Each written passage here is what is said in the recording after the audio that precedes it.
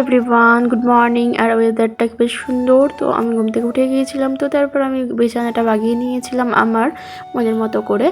তো আর ওয়েদারটা বেশ সুন্দর ছিল, বৃষ্টি বৃষ্টি ভাব, দুদিন ধরে বৃষ্টি হচ্ছে খুব। তো তোমাদের দিকেও মনে হয় বৃষ্টি হচ্ছে। তো তারপর আমি রেডি হয়ে গেলাম, কারণ আমি ড্রেস চেঞ্জ করে নিয়েছিলাম। তো আজকে আমার ডিউটি ছিল।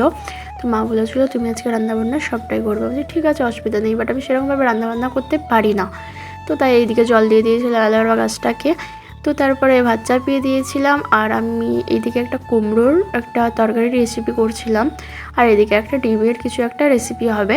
তো আমি এই দুটোই পারি, তাই করেছিলাম। মা বললো এসে আমি মাংসটা করব। তো তারপর আমি নিজের মতো করে এটা কমপ্লিট করলাম। তো আমি খুবই খুশি, কারণ আমি খুব একটা রান্না আমি করি না, বাট আমি জানিও না অতটা, বাট আমি অনেকটাই চেষ্টা করেছিলাম। তো তারপরে চলে এসেছিলাম ছাদে। আমার বোনি অনেকক্ষণ ধরে আসবো আসবো করছিল, আমি বললাম চল, বাট বৃষ্টিতে ভিজলেও তো সমস্যা, ঠান্ডা লেগে যাবে। তো আমি বনির দেখে দেখে আমিও চলে এসেছিলাম বৃষ্টিতে ভেজার জন্য। তো এদিকে তারপরে মা দেখছি আমাদের ওখানে কি একটা পানি পড়ছিল, তো তাই এসছিল। তো দেখতে টাটা।